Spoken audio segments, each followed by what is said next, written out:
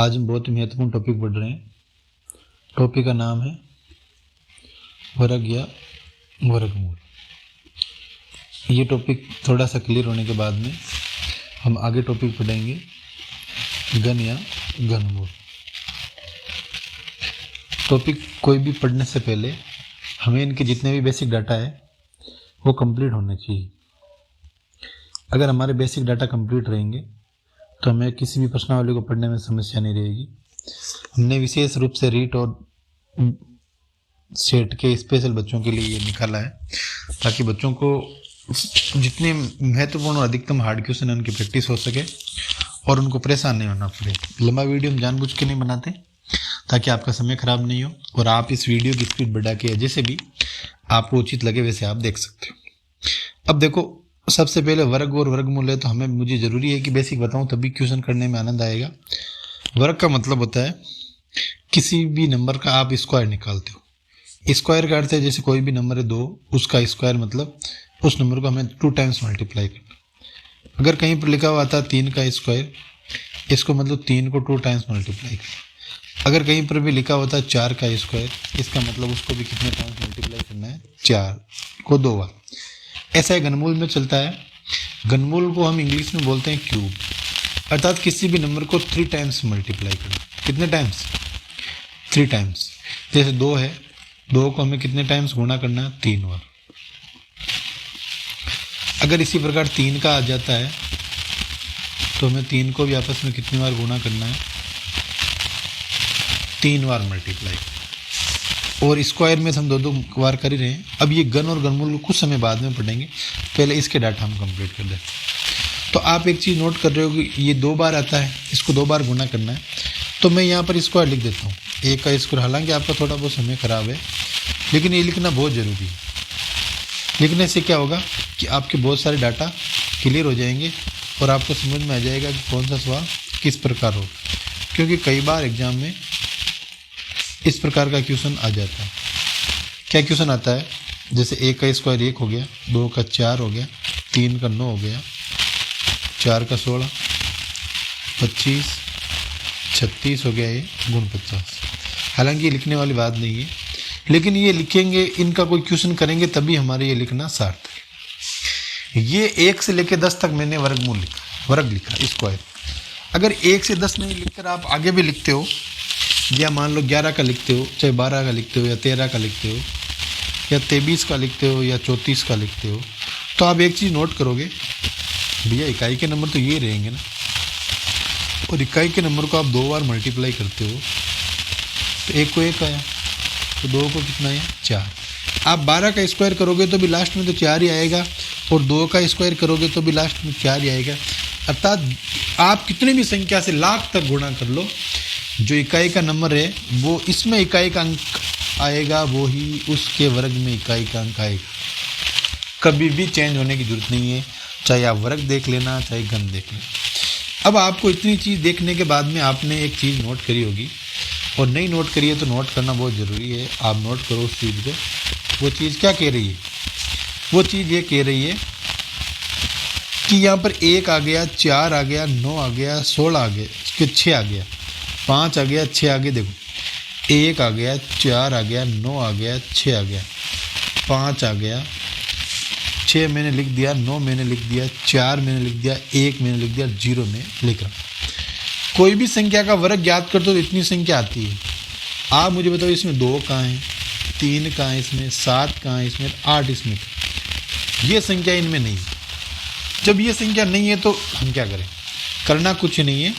आपको एक ध्यान रखना है, कई बार आपके एबीसीडी में सवाल आता है, जो वर्ग संख्या होती है पूरी कंप्लीट हो जाती है, जैसे 100 है, 100 को हम पूर्ण वर्ग संख्या क्या कहते हैं? पूर्ण वर्ग संख्या। या आ सकता है निम्न में से कौन सी संख्या का वर्गमूल नहीं निकाला जा सकता, तो वो क्या करेगा? आपको कंफ्यूज करेगा। एबीसीडी के क्वेश्चन देगा और एबीसीडी में क्वेश्चन में मन चाहे जैसी संख्या लिख देता है, इतनी बड़ी लिखकर लास्ट में आपके लिख देता है 7। अब आप इसका कितना भी प्रयास कर लो, आपको तो यहीं से चेक कर लेना है कि अगर किसी भी नंबर्स के पीछे 7 आता है तो उसका वर्गमूल हम नहीं निकाल सकते। इतनी बड़ी संख्या देने की जरूरत नहीं है। इसी प्रकार वो फिर आपको ऐसे दे दे 5 0 5 0, तो आपको लगेगा ये तो है भैया, और फिर पीछे आपको क्या दे दे 2 देने से फिर आप इसको समय खराब करते हो। तो आपको हमेशा ध्यान रखना है, अगर ये नंबर किसी भी संख्या के अंत में आते हैं तो उनका वर्गमूल हम नहीं निकाल सकते, ये आप ध्यान रखो। और ये संख्या आती है, हाँ उनका वर्गमूल निकाल सकते हैं, फिर उसके बाद में हमने प्रयास करना है, लेकिन ये रहता है तब तक हमें कोई प्रयास नहीं करना। अब बात आती है भाई मैंने आपको कह दिया प्रयास करना है, तो कभी भी किसी भी संख्या का आप वर्गमूल निकालते हो या वर्ग निकालते हो तो प्रयास करेंगे आपको 2 मेथड आने चाहिए। पहला मेथड तो है जिसे हम अभाज्य गुणनखंड विधि कहते हैं, और जो दूसरा विधि है उस विधि को हम क्या कहते हैं, मैं तो उसको भागफल विधि कहता हूँ और आप भी इसको भागफल विधि कहते हैं। हालांकि आपके एबीसीडी से जुड़े हुए सवाल आते हैं तो ज़्यादा इंपॉर्टेंट आपके लिए अभाज्य गुणनखंड विधि है, भागफल विधि इतनी इंपॉर्टेंट नहीं है। लेकिन कुछ सवाल ऐसे होते हैं जो आप भागफल विधि से ही कर सकते हो, उन सवालों के आंसर आपको अभाज्य गुणनखंड विधि से नहीं मिलेंगे, इसलिए मैं भागफल विधि करा रहा हूँ ताकि आपका बेसिक कंसेप्ट रह जाए। अभाज्य गुणनखंड विधि का रूल ये रहता है कि कोई भी संख्या होती है उसमें हमें अभाज्य संख्या जैसे 2 3 5 7 11 इन संख्याओं से डिवाइड करना पड़ता है, इन्हीं का ही आपको भाग देना है। और भाग देने के बाद में क्या, जैसे 64 आ गया, इसका आपको वर्गमूल निकालना। सबसे पहले हम किसका भाग देंगे 2 का, फिर किसका देंगे 2 का, फिर किसका देंगे 2 का, फिर किसका दोगे 2 का, फिर किसका दोगे 2 का, और अंत में फिर किसका दिया। ये भाग आपको तब तक देना है जब तक आपको लास्ट में क्या प्राप्त नहीं हो जाए 1। और ये प्राप्त होने के बाद में आप चेक कर लो ये 2 के जोड़े 1 नहीं है, ये देखो। और इसके बाद में इन जोड़ों से एक एक संख्या निकाल लो और निकाल कर इनको मल्टीप्लाई कर दो, तो बोलो वर्गमूल कितना आया 8। तो हमेशा आपको ध्यान रखना है, अभाज्य गुणनखंड विधि में तो आप चेक कर लो 2 का भाग जाता 2 का दे दो, जब 2 का नहीं जाता तो 3 का दे दो, उसका नहीं जाता तो उससे आगे दे दो। भाग देकर हमें 2 के जोड़े बनाने हैं, और घन और वर्गमूल निकालते तो हमें 3 के जोड़े बनाने, तो इसमें कोई कन्फ्यूजन की आवश्यकता नहीं। लेकिन सबसे इंपॉर्टेंट विधि है वो आपके आती है भागफल विधि, कई बच्चों को भी नहीं आती है, उसमें कन्फ्यूजन रहता है। भागफल विधि में जैसे मान लो 729 का आपको भागफल विधि से वर्गमूल निकालना है, तो आपका सबसे पहला इंपॉर्टेंट काम ये रहेगा कि आपको जोड़े बनाने। क्या बनाने? जोड़े।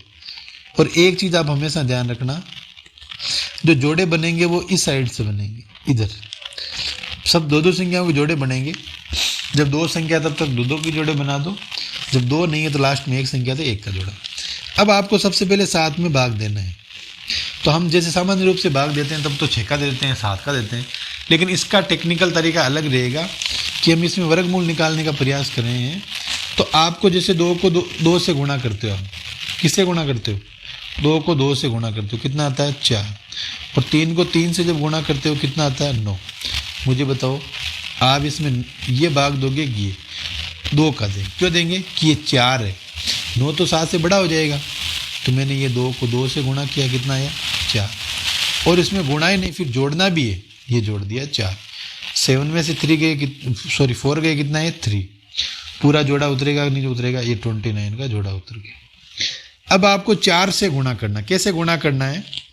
4 के आगे संख्या लिखनी है, जो आपने संख्या लिखी उसी संख्या से आपको गुणा करना है। 3 लिख दी, 3 से गुणा करना है, और 7 लिख दिया तो 7 से गुणा करना है। तो मैं यहाँ से स्टार्ट करता हूँ, सबसे पहले 7 से गुणा करना। तो 7 को 7 से गुणा किया 49, हमारे कितने है कैरी ऑन, योग 4 आता है हासिल का, और 7 को 4 से गुणा करते हो 28, और ये आता यही चाहिए कि नहीं चाहिए? कितने से भाग दिया आपने? 4 से। बोलो आया कि नहीं आया? ये आ गया 0। तो आप एक चीज ये करो कि कितना आया आपके, हमारे आया 24, और ये इसका क्या हो गया वर्गमूल। अब इससे जुड़े बहुत सारे सवाल आते हैं, उन सवालों को कैसे करते हैं कैसे नहीं करते वो हम आगे अध्ययन करते हैं। तो ये हमारा वर्ग होता है, वर्गमूल होता है, और इसका सबसे इंपॉर्टेंट चीज़ जो मैंने आपको याद करने के लिए बोला, पार्ट इसका आपको ध्यान रखना है, और वो पार्ट है ये पार्ट, कौन सा वर्गमूल में आता है कौन सा वर्गमूल में नहीं आता है। घनमूल में भी आप चेक कर सकते हो, और घनमूल में जब हम चेक करेंगे तो आप देख लो एक एक नंबर्स का आप घनमूल निकाल लेना। तो कौन से नंबर का घनमूल निकलता है, किसी भी संख्या का आप घनमूल निकालते हो उसका मतलब ये हुआ उस नंबर को हमें 3 टाइम्स मल्टीप्लाई करना। जैसे 2 को आप घनमूल निकालोगे, 2 को कितनी बार गुणा करोगे, 3 बार, कितना आएगा 8, 1 का कितना आएगा 1, और 3 को जब 3 बार आप गुणा करोगे कितना आएगा 27, 4 को जब आप 3 बार गुणा करोगे कितना आएगा 64, और 5 को आप जब गुणा करोगे तो कितना आएगा 125, और जब 6 का आप करोगे तो कितना आएगा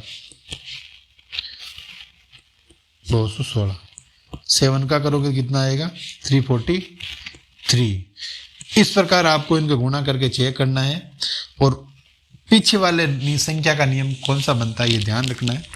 और उसके बाद में आपको एक चीज़ ये ध्यान रखनी है, जब आप इस संख्या का घनमूल निकालते हैं तो घनमूल में इसका एक ही मेथड काम आता है, और वो आता है अभाज्य गुणनखंड विधि का। इसमें भागफली विधि का यूज नहीं किया जाता है, सिर्फ अभाज्य गुणनखंड विधि का यूज किया जाता है, और उसका यूज करके हमें इस प्रश्न को सोल्व करना है।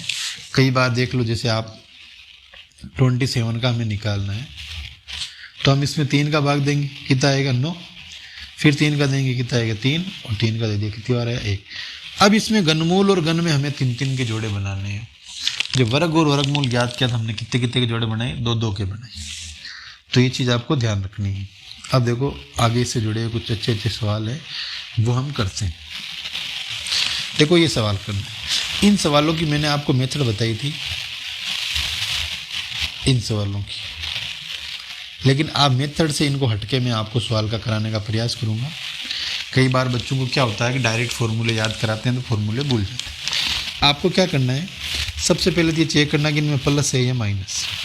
जैसे इनमें प्लस है, जब प्लस है तो आपको ये पता करना कि कौन सी संख्या को सरल करना है, 56। अब आपको इसको 56 के ऐसे टुकड़े करने जिनका अंतर 1 रहता हो। क्या रहता हो, 1। तो आप इनकी गुणा करोगे तो 56 का कितना आएगा 7 × 8, कुल आया नहीं है, इनकी गुणा करो 56 आएगा। और जब योग की बात आती है तो आएगा बड़ी संख्या उत्तर, और कहीं पर माइनस आता है तो संख्या कौन सी आएगी, छोटी। तो मुझे बताओ इसमें 8 कहाँ है, ये उत्तर आ गया। इसी प्रकार हमारे 420 अगले में, तो फिर 420 के भी आपको इसी प्रकार टुकड़े करने हैं, और ऐसे टुकड़े करने जो गुणा करने पर 420 आए, दोनों का अंतर कितना रहे, 1। तो मैंने जब प्रयास किया था 21 और क्या आया 20, और इन दोनों को गुणा करने पर 420।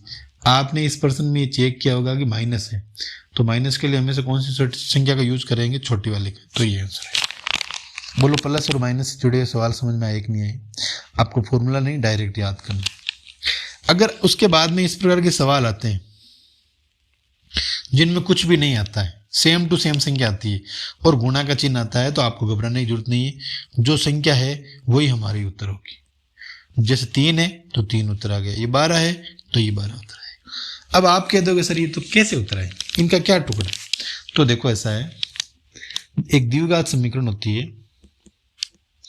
और उस द्विघात समीकरण में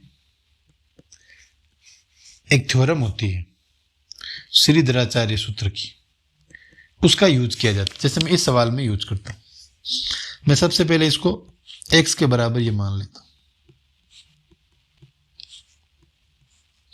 अब ये कहां तक, ये तो पता नहीं है, तो ये तो x हो गया और √ ये 12x हो गया। अब इस वर्ग को हटाने के लिए, क्योंकि इस x में यहां लेकर आया, इसका मतलब इन सबको मैंने x माना, इन सबको माना कि नहीं माना, इसलिए यहां लेकर आ गया।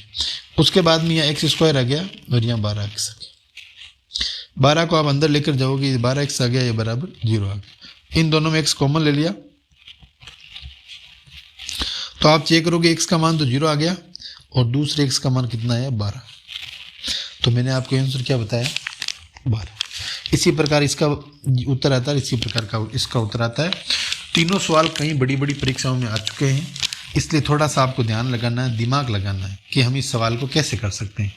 और आप हमेशा मान के चलो सर, यहाँ कई बच्चे दिमाग लगाते हैं खुद के मन से आइडिया, यहाँ 57 आ गया आने दो, उसका भी तो कोई समाधान होता है। सवाल एग्जाम में बनाता है वो सोच समझ के बनाता है, मजाक में नहीं बनाता। अब देखो आगे सवाल, अगर आपको इस प्रकार आए छोटी से छोटी संख्या से गुणा किया जाए, गुणा किया जाए, यह आता है भाग किया जाए। क्या आता है? भाग किया जाए। तब आपको इस प्रकार के प्रश्न को सरल करने के लिए हमेशा अभाज्य गुणनखंड विधि का यूज करना है। किस विधि का यूज करना है? अभाज्य। लेकिन अगर आपको कहा जाए जोड़ा जाए, क्या आ जाए? घटाया जाए, देखो ध्यान से रखना।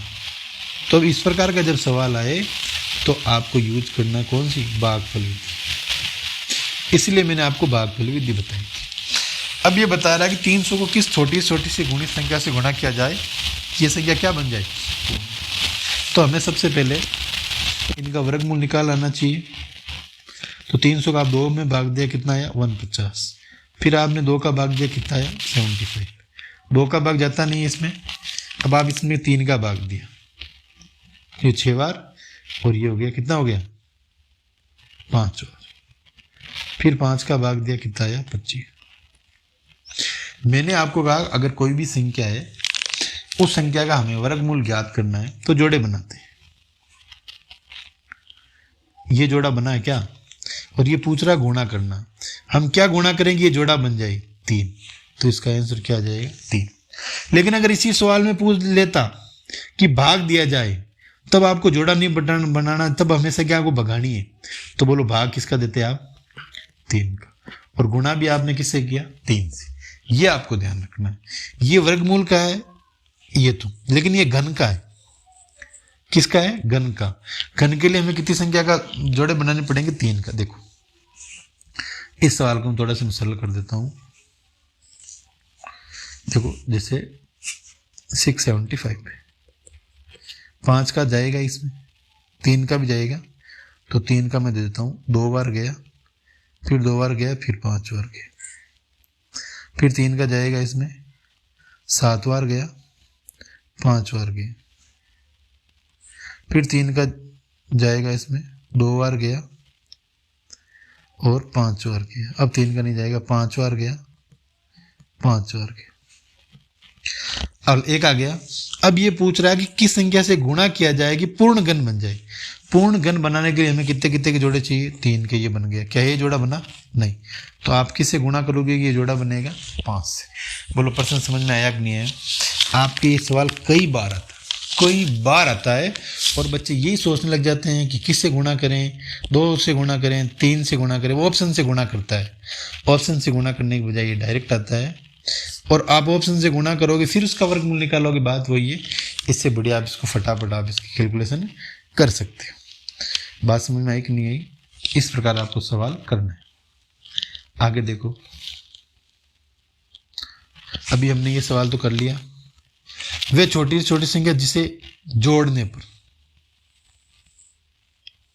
पूर्ण वर्ग संख्या बन जाए। क्या बन जाए? क्या करना है आपको? जोड़ना है। इसमें क्या करना है आपको? जोड़ना है, ना कि किसी संख्या का भाग देना। अब जोड़ने के लिए मैंने आपको कहा जब भी जोड़ने का है या भाग करने के लिए आपको कौन सी विधि, भाग विधि का यूज करना है। तो देखो जब भी भागफल विधि का यूज करेंगे अपन, सबसे पहले जोड़े बनाएंगे। ये जोड़ा बनाए। अब आपको यहाँ पर भाग देना है। जैसे देखो 6 को 6 से गुणा किया, कितना है? 36। 7 को 7 से गुणा किया, 49। 8 को 8 से गुणा किया, कितना आया? 64। 9 को 9 से गुणा किया, कितना आया? 81। तो हमारे जो आंसर हैं वो इन 2 संख्याओं पर आकर टिक गए। तो आप बताओ किसका भाग दोगे? आप दोगे 8 का। किसका? 8 का। और यहाँ कितना आ गया? 64। नम का देने से क्या हो जाएगा? बड़ा हो जाएगा। फिर आप 8 इसमें जोड़ोगे और यहाँ कितना आ गया? 16। कितना आ गया? 16। अब तो ये तो आ गया 4, ये आ गया 0। अब आपको इसमें गुणा करना है।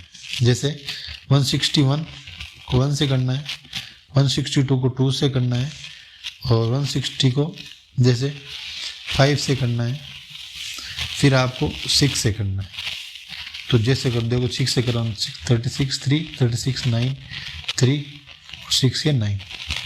अभी तक छोटी आ रही, आप इस 7 से गुणा करो, 8 से गुणा करो। आप गुणा करोगे तो इनके जो भी समीपस्थ जो पास में उतर आएगा वो होगा। देखो जैसे हम करते हैं, अब इसके हम करते हैं 8 का 4, ये आ गया 6,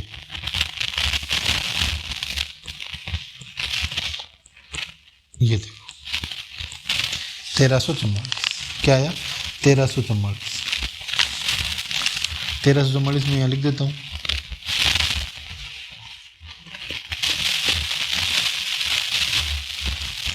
और इसमें से आप क्या करो, इसको घटा दो, ये आ गया, फिर ये रह गया 57। अब देखो आपको एक चीज़ ध्यान रखनी है, ये जोड़ने की बात कर रहे हैं। यहाँ पर है 57 और यहाँ पर कितना है 88 का हमें भाग देना है। अब इस घटाने पर 56 आया, 57 आया। अगर यहाँ पर ये आ जाता, मुझे बताओ 1401, तो ऑटोमेटिक ये पर्सन सोल्व हो जाता। तो हमें इस संख्या में कितना जोड़ना है 57 जोड़ना है। अगर इस ये क्वेश्चन ऐसा होता ना 7858, तो ऑटोमेटिक ये संख्या क्या हो जाती, पूर्ण वर्ग संख्या हो जाती। तो नीचे जो आंसर आता है इसको हमें ऊपर वाला जो आंसर है उसमें जोड़ कर बताना है कि आप ये जोड़ोगे तो इस प्रकार ये आंसर आएगा। तो ये बहुत इजी सवाल है, थोड़ा सा आपको अभ्यास करना। आप देखो, हालांकि ये सवाल अलग तरीके से है।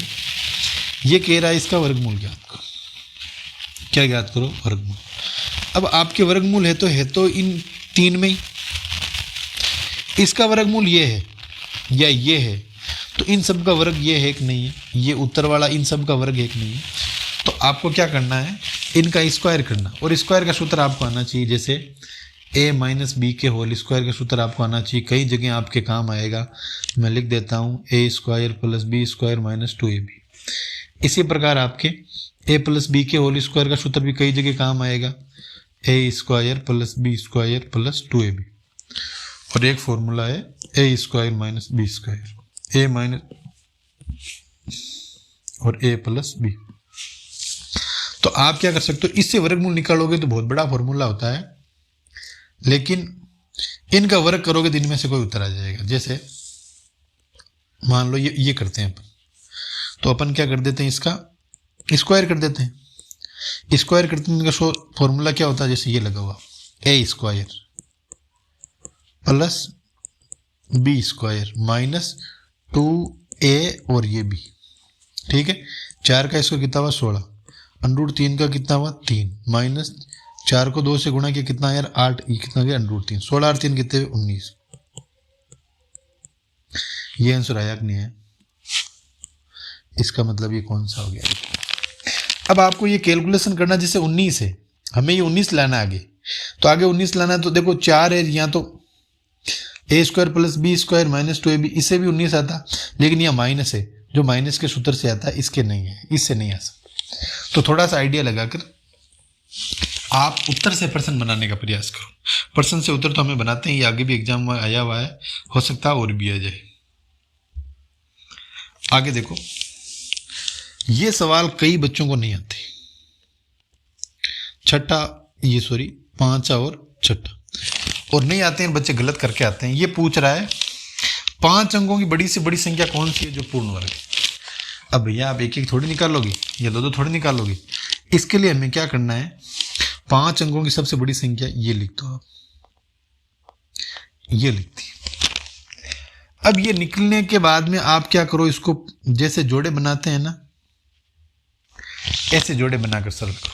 अगर वो बोलता है 6 अंकों की छोटी से छोटी संख्या, तो 6 अंकों की छोटी से छोटी संख्या ये होगी। अब आप इसका पूर्ण वर्ग से सरल करो।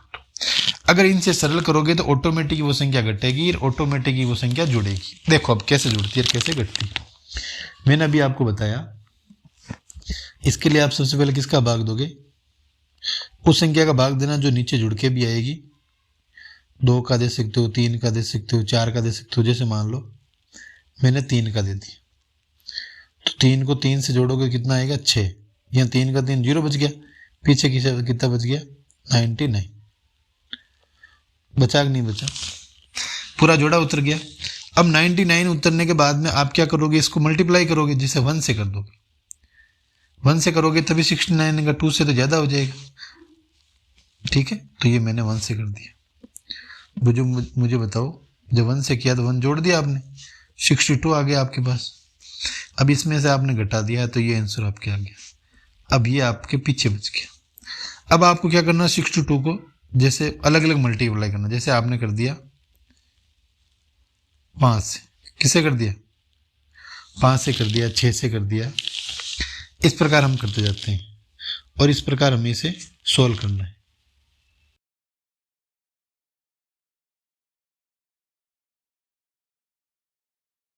पाँच से तो 5 से करना और 6 से तो ये 6 से कर दो। तो मैंने जब 6 से किया तो 36 आ गया, 3 12 15 और ये 37। तो ये हमारे पास आंसर आ गया। अब आपको क्या करना है, इसमें से ये घटाना है। तो ये 3 बच गया, ये 4 बच गया और ये 143। अब आपको क्या करना है, ये जो बड़ी वाली संख्या है इसमें से 143 घटाना है और 143 घटाने के बाद जैसे मान लो अगर ये आंसर आता है 856, इसका मतलब छोटी छोटी संख्या वो।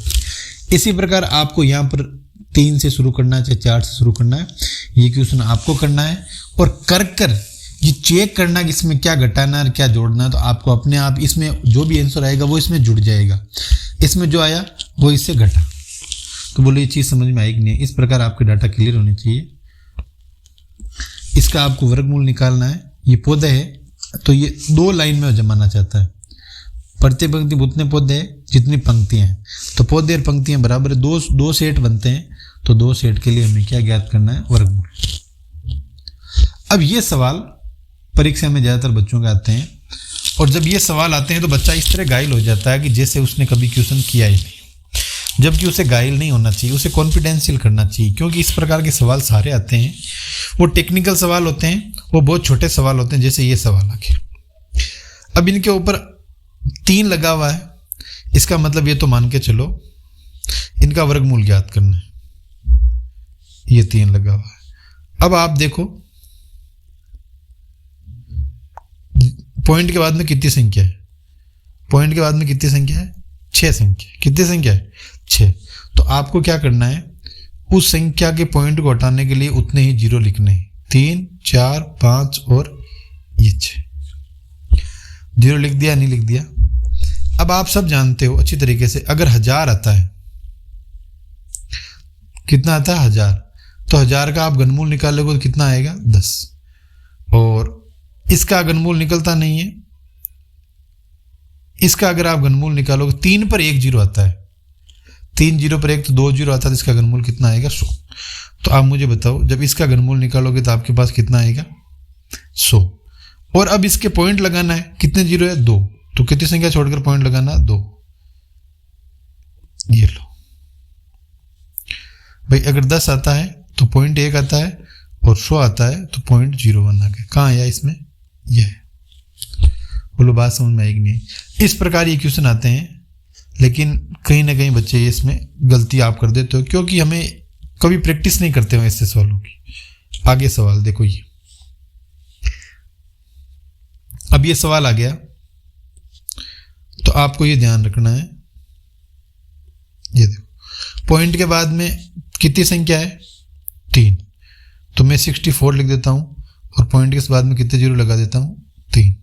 मैंने आपको अभी बताया कि 3 जीरो पर 1 जीरो बचता है अगर घनमूल निकालते हैं, और 64 का घनमूल कितना होता है 4, और 3 जीरो निकलता है पीछे कितना बचता है 1 जीरो। ये तो सीधा सीधा स्क्वायर रूट है, तो ये 121 और नीचे ये कितना आ गया 100, तो इसका तो हो गया 11, इसका क्या आ गया 10। अब दोनों संख्या समान है तो अब ये 15 आ गया और नीचे लघुत्तम आ गया 10, तो इसका जब सरल करोगे आंसर कितना आएगा 1.5। अगर इनमें कोई चीज़ समझ में नहीं आई तो आप मुझे कह सकते हो, लेकिन ये हमेशा ध्यान रखना ये खेल पूरे जीरो का है। ये देखो जीरो का खेल है, जीरो से ही जुड़ा हुआ है, इसलिए सवाल आते हैं अपन खुद अपने आइडिया लगाते हैं, आइडिया नहीं लगाना है। अगर आप वर्गमूल निकालते हो 100 पर तो 2 जीरो पर 1 जीरो पीछे छोड़ता है। अगर घनमूल निकालते हो तो आप हमेशा ध्यान रखना 3 जीरो पर 1 जीरो वो छोड़ता है। तो इस प्रकार हमारे प्रश्न सरल होते हैं। और देखते हैं, अब ये देखो 6 अंकों की बड़ी से बड़ी संख्या, तो ये बहुत अच्छा सवाल है, अभी मैंने आपको करवाया था, करना भी है। 6 अंकों की बड़ी से बड़ी संख्या जो भी होती है आप उसको संख्या मानो, जैसे ये मान लो ये 6 अंकों की सबसे बड़ी संख्या है 3 3 6।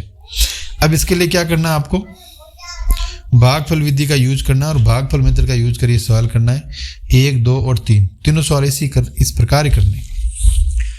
आपके वर्ग और वर्गमूल, घन और घनमूल के जितने अधिकतम क्वेश्चन बनते हैं वो मैंने आपको बताने का प्रयास किया। इसके अलावा कोई क्वेश्चन नहीं बनते, फिर भी बनते हैं तो हम जब रिवीजन सीरीज लेकर आएंगे या एग्जाम से पहले मोस्ट इंपॉर्टेंट क्वेश्चन लेकर आएंगे उस समय सारे बता देंगे।